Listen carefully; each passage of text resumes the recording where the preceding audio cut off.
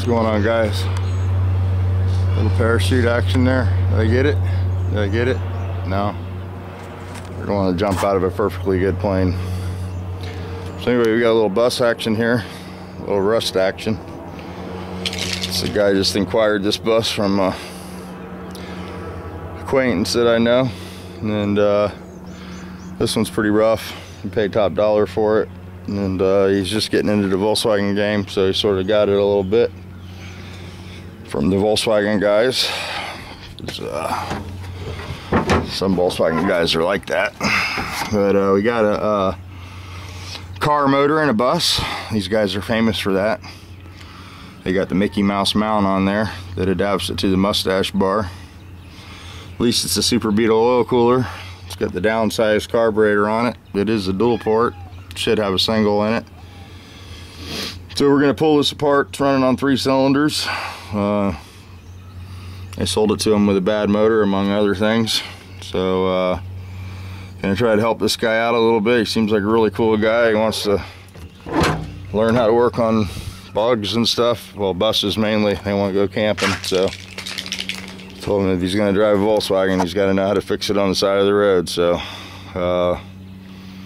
this is another project, I guess. We're gonna pull the motor out at the end of the week and pull it apart and see what's going on in there. It's running on 3 cylinders. It's got one dead end in. So we're gonna pull it apart and see if we got a cracked head, burnt valve, something like that. I'm suspecting it's got no compression. So we'll see what's going on with that. Eventually we'll do some rust repair on this. The guy wants to learn how to do it, so he'll be doing some. I'll weld it for him and he's gonna body work it. So got all my dragster parts painted. I just got a 4-link cover to paint, but gonna be working on this week. This is pretty much it. Getting ready to pull this door back off.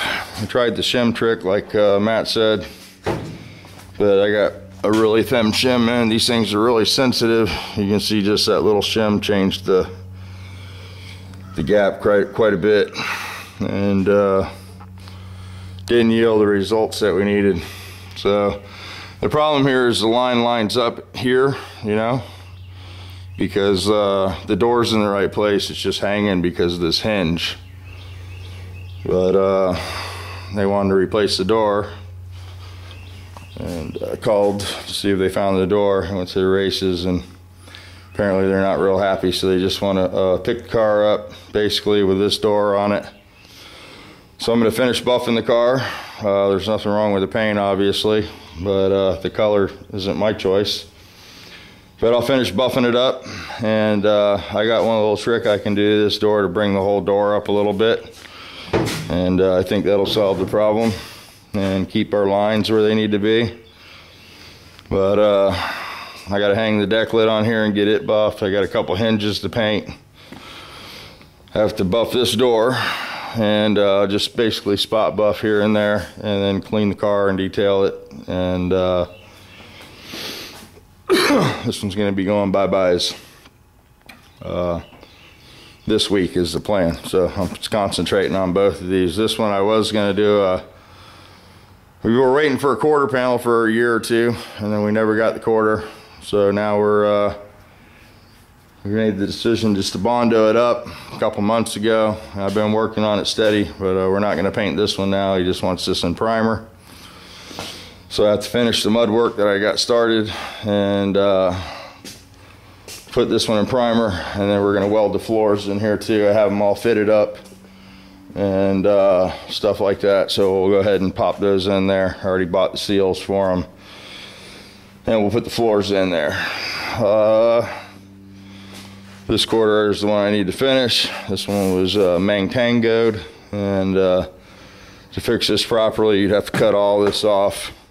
He does have a car down there, but it would take 8-9 hours to cut that off, and then another 8 hours to clean it, and that just never works out. So I don't mind if you supply the part. I'll clean it to fit the car, but as far as going to cut stuff off of cars, I'm not doing that anymore.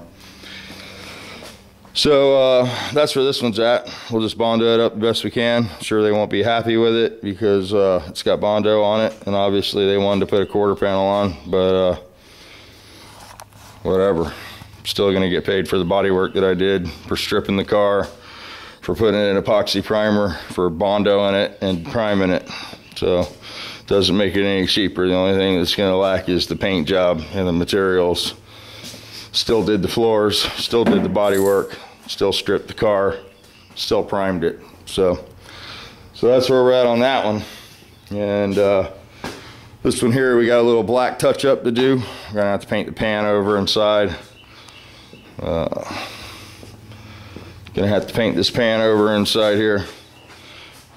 And now I will point this out that I only charge what he charges to put floor pans in, and he does, nor does he rhino line them, or does he paint the tunnel and detail the inside of the car when he does the pan.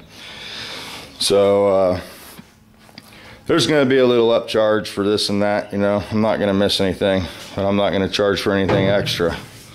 But so far we've covered the materials on this, and we paid a little minuscule labor on the paint, and we'll get it finished up and see where we sit. Could be a bad end of the week, or it could be an all right end of the week. So we'll see how it plays out. So, but so that's where we're at.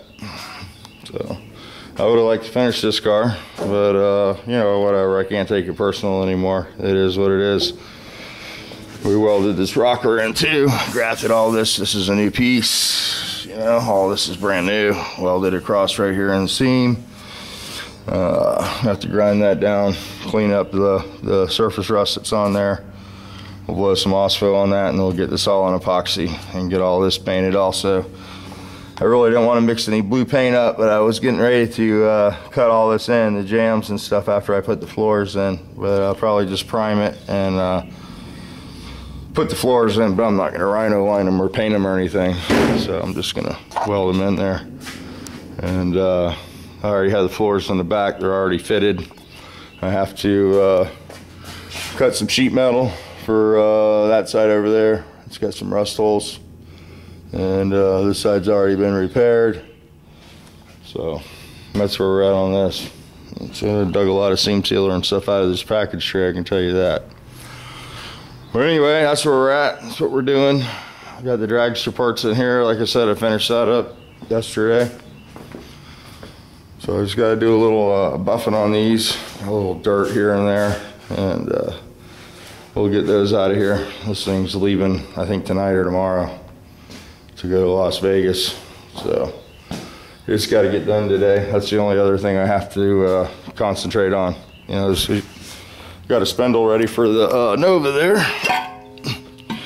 Took it all apart, glass beaded everything, cleaned it all up, and I got the other one soaking out there so I can get it cleaned up. Then I can get the lower control arms out and finish up the suspension on this and make this a roller. As soon as these two leave, I'm going to be working on the Nova, trying to get it done and concentrate on my stuff for a while. And not take any more projects. So these are sort of a friend deal, you know. So that's how I ended up with these. There was a little interest in this car, and then a girlfriend came along and some other stuff happened, so you know, it got put on the back burner basically. But I just can't afford to store cars here. You know, obviously I got a little bit of a garage, but I'd like to be able to use it. And I guess some people are bent out of shape about being hurried up to get parts and stuff, but that's been a big problem on this car. You know, we waited and waited on the front clip. It was originally written to just pull and repair said quarter panel, and they didn't like that idea, so we ended up putting a whole new front clip on this. New front apron, new spare tire well, new dashboard, new firewall, whole front clip. Cut it off another car, went and cut it off, went and got the car, went and cut it up, just got rid of the old parts.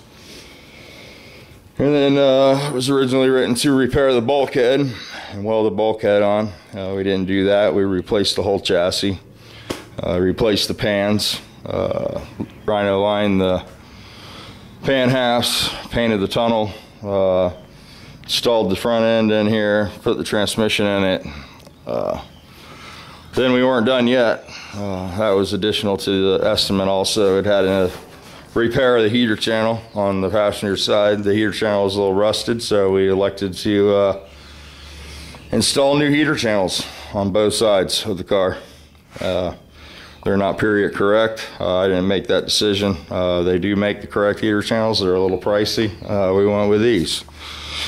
We weren't done yet though. The package tray, you know, it had a little rust hole under the window and we just couldn't have that. So we waited another 3 months looking for the correct package tray, and then finally we had to go get one out of a car down there, go down, cut it out, spend a day in the rain, cut it out, trim it, fit it, cut it in green, weld it in the car, and I pulled that off. But then we weren't done yet. Then we decided, hey, let's change the color from green to gray. What's the difference? Well, the difference is all the gray stuff that used to be green, the dash, you know, everywhere. Under the car, of course, this piece needs to be recut in because I painted this green under here before I welded it in the car. So I would, so it'd look nice, you know, because I know it's really hard to access it once it's welded in and the body's on and the transmission's there. But now I have to paint that gray. And I think that's all the extras. So we actually, above and beyond the estimate, we clipped the front car, changed the chassis, welded heater channels in, welded a package tray and an under window section in, and we changed the color. So you can imagine when you start with an estimate for a certain amount and then you change all that stuff, and then you buy stainless steel bumpers and you buy stuff that really wasn't on the estimate for the car. Let's see, we bought some floor pans that we didn't use, $400 and $500 with the floor pans, and then decided to use the lesser quality ones. Obviously, you know, there can be a little aggravation with the job when you start varying from the estimate so far. But we're here now. This is the only problem we have, is the door doesn't quite fit the car. The ironic part of this is the door didn't quite fit the car before the accident. That door has always been a little off. You know, they've always been able to live with it, but not at this point. So that's the only hard part for me. I know it lines up perfect with a striker in it, and I do have a little trick though. I got a little trick from a Volkswagen guy, called me up on the phone, been following the project, and I do appreciate the phone call, man, because this has been a hard project, and I'm not going to name any names, but the guy that called me is in the profession of restoring Volkswagens. That's what he does. His job started the $10,000 to $15,000 range to take a car apart that's not wrecked and refurbish it. He has 12 employees that work for him, and that's all he does is Volkswagens. And he's seen me struggle with this car from the beginning, which is pretty interesting. I didn't know he watched my videos, but you know, I appreciate the words there, buddy. I mean, you know, we can only do what we can do, and it might have been better off as parts, like you said. But anyway, that's where we're at on this one. This one here, we welded the rocker in. We welded the rust panel in on this quarter panel. I think I have that on video where we put our panel in down here, made a piece. We stripped it to metal, straightened the panels. It's basically an epoxy. We were doing our body work over the epoxy, and then this is the only panel that's been 2K'd so far. So we got a little more Bondo spread here and there, and this one will get in primer of some sort. You know, like the primer is going to be another $200 to go buy a gallon of primer and prime the car. So it never ends, man. It never ends. So there's always money to spend on a project like this. You guys know that. So I'm not telling anybody that's picked sandpaper up anything new. So anytime you get the spreader and the Bondo out, it costs money. So anyway, that's where we're at. That's what we're doing this week. And hopefully that will bring an end to the saga. And you know, this has been a 3-year project. with both these cars. I had these since the last house. Been storing this one, so it just became not very important to get finished. And I always thought this one would be a rush, you know. Once it was done, they'd be excited to put it back together. But they have many Volkswagens, so apparently there's hard feelings over this car, you know, with the owner. She thinks I've dragged my feet on this and, you know, done a terrible job and jerked our chain and everything else that you can do. And I think it's quite an accomplishment myself, you know, but that's just me. So as long as you're a legend in your own mind, I guess that's all that matters, right? So, but some of you guys have done the work with me on this car. You've seen the sweat, seen what we've done, and whether you like the color or not, it's pretty impressive that it's a car again. So hopefully they'll get over it and enjoy the car. But if they don't, I can't really do too much about it. I think I've done my part. So anyway, that's where we're at. Can't make everybody happy all the time, but it's really important to make yourself happy. So that's what's important. So that's what I'm working on, making myself happy, trying to reduce the stress. And starts in there, you know. Starts in there.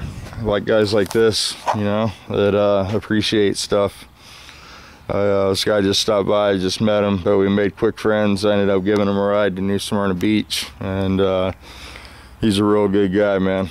You can just tell when you meet somebody. So hopefully he'll do some videos with me and we'll be getting this bus knocked out for him. And I know him and his girlfriend will really enjoy it, and they'll use it and they'll have good times in it. So he's looking forward to coming over and getting his hands dirty and learning about this stuff. And just pretty excited to, it's exciting for me to finally meet somebody that's actually interested and wants to take, you know, a step in learning something. So that'll be cool. All right, guys, I got the kitty cats here. Meow, meow, meow. Gonna take the car cover off the old car here and see the damage. It rained here hard. So you had probably about 3 or 4 inches of rain in the last day or two. You can see the grass is starting to grow and all that good stuff. I had to trim the shrubs and all that. I got this dresser over here. I think I showed you guys this in the dark. Found this on the side of the road. I thought it was worth saving. But there you go. Somebody engraved that. It says to Connie. And made it in 12/25/79. Guy's name was Jack. So there you go. There you go, Jack. I don't know if you're still with us, but I pulled your piece of furniture out of the garbage and I figured I'll give it another shot. So we're gonna restore this and replace the back on it. And it looks like real wood. So that's why I saved it, you know. It's a little, got some detail on the front, some drawers. And sand it down with a belt sander and restain it. Got some bevel work on the drawers. It's pretty, you know, it's basic, but it's somebody made it with their hands, so it is worth saving. Feral cat. Gas hog. You can go over here and see the damage, man. I had some good wind here too. Blew my gate down. Oh yeah, we'll have to come fix that.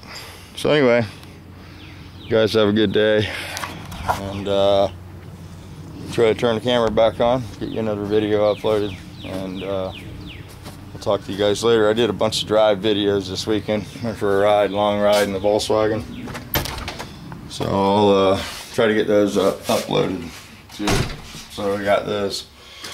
We'll talk to you guys later.